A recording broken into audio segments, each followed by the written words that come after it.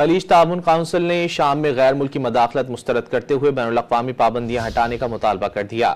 Kuwait میں ہونے والے خلیج تعاون کونسل کے 46ویں غیر معمولی اجلاس میں شام، لبنان اور غزہ کی صورتحال پر تبادلہ خیال کیا گیا۔ کونسل نے شام میں غیر ملکی مداخلت کو مسترد کیا اور شام میں انتقال اقتدار کے لیے شامی عوام کی خواہشات کا احترام کرنے کا مطالبہ کیا۔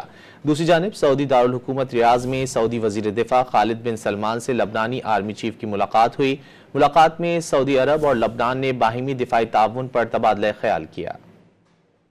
خلیج تعاون کونسل نے شام میں غیر ملکی مداخلت مسترد کرتے ہوئے بین الاقوامی پابندیاں ہٹانے کا مطالبہ کر دیا۔ کویت میں ہونے والے خلیج تعاون کونسل کے 46ویں غیر معمولی اجلاس میں شام، لبنان اور غزہ کی صورتحال پر تبادلہ خیال کیا گیا۔ کونسل نے شام میں غیر ملکی مداخلت کو مسترد کیا اور شام میں انتقال اقتدار کے لیے شامی عوام کی خواہشات کا احترام کرنے کا مطالبہ کیا۔ دوسری جانب سعودی دارالحکومت ریاض میں سعودی وزیر دفاع خالد بن سلمان سے لبنانی آرمی چیف کی ملاقات ہوئی۔ ملاقات میں سعودی عرب اور لبنان نے باہمی دفاعی تعاون پر تبادلہ خیال کیا۔